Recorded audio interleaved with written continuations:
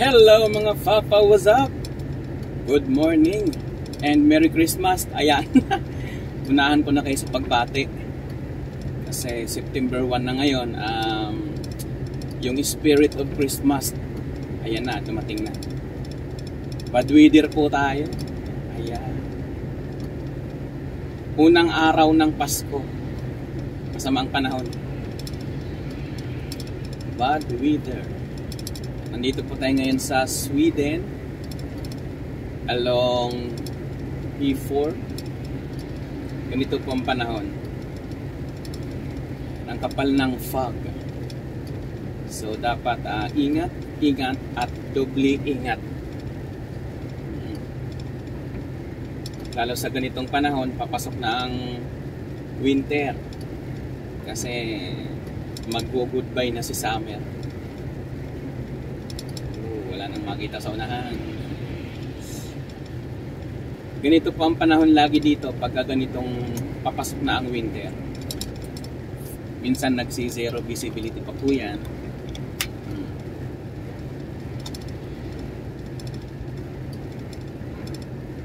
Kaya dapat easy-easing takbo lang.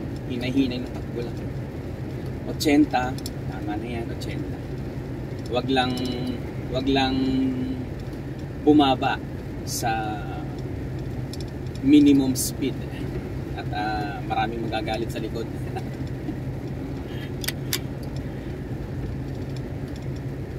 Ganito po ang panahon ngayon sa Sweden.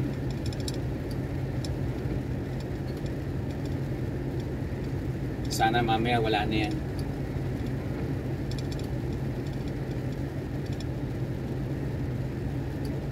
Basta magwi-winter na ganyan. Maulan, foggy. Minsan kung mamalas-malasin pa, napakaaga bumagsak ng snow. Wala nang makita. Ang unang bagsak ng snow, yung mais. Alam niyo yung mga butil-butil ng mais. Yun yung unang mararanasan dito.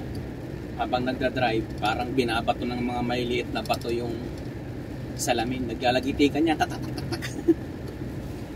Naglalagitikan yun siya. Yung mga yelo na yan. Maingay masyado pagka yun ang bumagsak. Yun yung unang bagsak ng snow sa taglamig. Tapos kasunod na nun, yung mga patak-patak ng snow, yun yung pagka talagang malamig na, yung mga patak-patak ng snow na yon, yun siya yung nagiging black ice. Yun yung madulas pag naipon.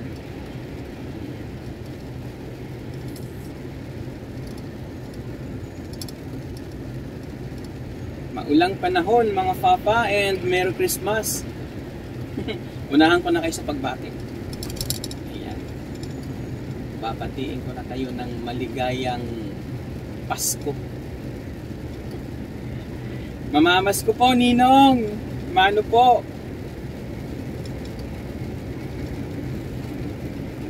September 1, alas 8 pa lang dito. Alas 8 ng umaga.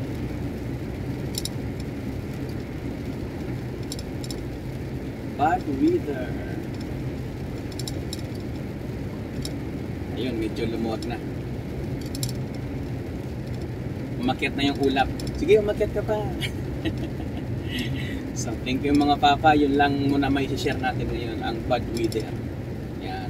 Kaya, pag ganitong panahon, lalo't madulas yan, yung ganyang kalsada. Yung patak-patak, ambon-ambon. Madulas yan. Kaya, doubly ingat. Sa lahat ng Papa dyan, shout out. Lalo na dito sa Europe, na ganito ang panahon. Ingat-ingat mga Papa. Ingat-ingat sa biyahe. God bless, God bless. Thank you. Ingat lagi.